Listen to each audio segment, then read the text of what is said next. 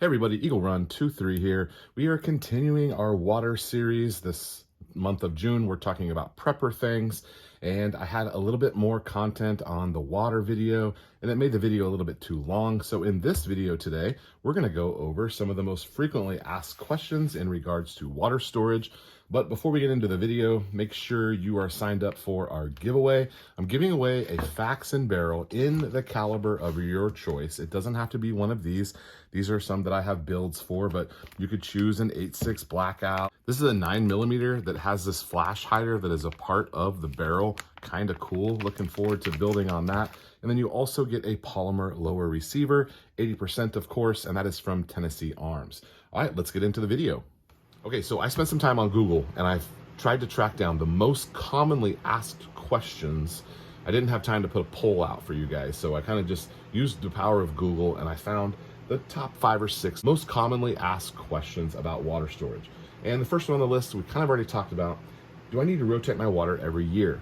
Yes, as a general rule, rotate it every year. You could even rotate it every 6 months. In a long-term situation, it's gonna be good for 2 years, but you want your 2-year countdown to be as recent as possible so that you've got the freshest water. It's no big deal to go take that water your garden with it. You're not going to waste it. That way you always have a fresh supply. So yes, rotate it every 6 months if you can, every year, maximum of 2 years. The next one on the list, the number 2 most common question, we've already kind of talked about again. Do I treat my water with chlorine before I store it? Yes, generally before you store it, treat it with chlorine. There's a couple of other options as well that you could store it with. If you're using tap water, it's probably already treated, but yes, as a general rule, treat your water before you store it. The third most common question, do I need to boil my water?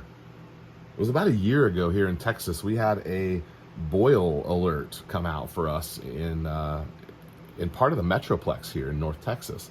And it was really interesting. A lot of people asking a lot of questions about boiling water.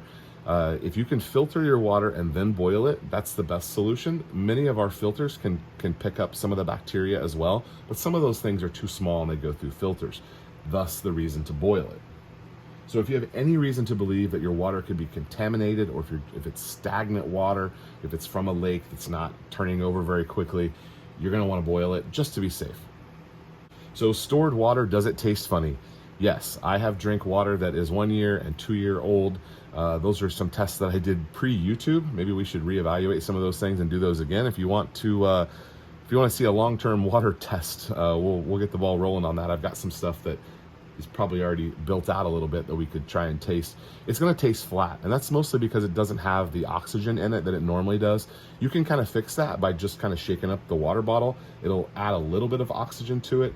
If you can get it into a smaller container and shake it, it will help the taste because it kind of tastes kind of flat.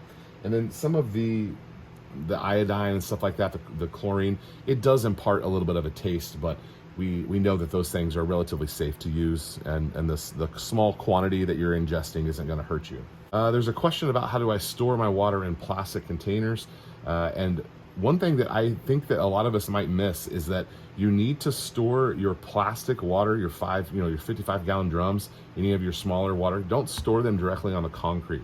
The concrete does have chemicals that can react with the plastic, and long term that could cause a bit of a breakdown. Just put a wooden pallet down, or a wooden plank or something to keep the water off of the concrete. It's the chemical reaction in concrete that reacts with the plastic, and it could possibly contaminate it. So go ahead and be safe. Put it up on a pallet or stick some boards underneath there. Now, typically that's only going to be a problem if your concrete gets really hot, but it's an easy step to avoid. And the last question on the list is, I have a swimming pool. Can I just use that for my emergency water? Cool thing about swimming pools is that is a large quantity of water, and yes, you could drink it, but you're going to have to be safe about it. There is algae and bacteria. You're going to probably want to boil that. You're going to want to filter it. As I recall, chlorine levels that are below 4 parts per million, I think it's 4 parts per million, are safe for humans to drink. You could definitely use that water for other things with hygiene and watering your garden and stuff like that. So it is a valuable resource to have that pool, although I don't recommend you go put one in. I priced getting a pool a couple summers ago, and it was like $60,000. Not an economical choice for a long-term water solution.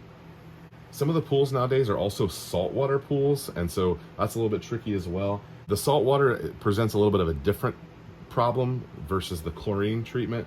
Generally, in an emergency situation, you're probably fine to drink that, but I would go ahead and filter, even boil if you feel like you've got bacteria in there. You can still always use it as hygiene and watering your garden. All right, thank you guys for making it here to the end. Make sure you sign up for the giveaway at eaglerun23.com and get your water situation sorted. All right, we'll see you guys on the next video. Thanks for watching.